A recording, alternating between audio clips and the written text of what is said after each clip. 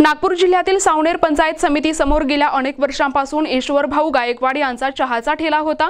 या पंचायत समितीला या ठेल्यामुळे कोणताही त्रास नव्हता।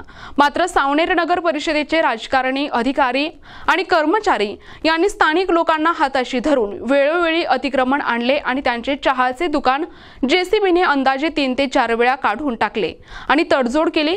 त्यामुळे ईश्वर गायकवाड यांचे अंदाजे 1 लाख रुपयांचे नुकसान झाले असून त्यांचे घर परिवार रस्त्यावर आले आहे। ईश्वर गायकवाड हे कुटुंबातील एकमेव कमावते व्यक्ती आहेत, त्यामुळे त्यांच्या परिवारावर उपासमारीची वेळ आली आहे। वेळोवेळी अधिकारी बदलत गेले आणि अतिक्रमणाची कारवाई होत राहिली। या त्रासाला कंटाळून ईश्वर गायकवाड यांनी भाड्यावर एक इलेक्ट्रिक ऑटो घेतला आणि त्यावर मोलमजुरी सुरू केली।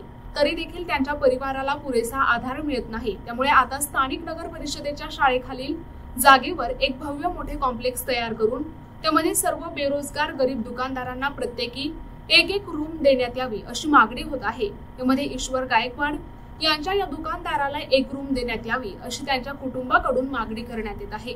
तसेच त्यांच्या चांगल्या शिक्षण घेतलेल्या मुलींना नोकरी देण्यात यावी किंवा नुकसान भरपाई देऊन त्याच जागी चहाचे दुकान लावण्याची परवानगी द्यावी अशी मागणी या बातमीच्या माध्यमातून करण्यात आली आहे। प्रतिनिधी मंगेश उराडे, NTP न्यूज मराठी, नागपूर।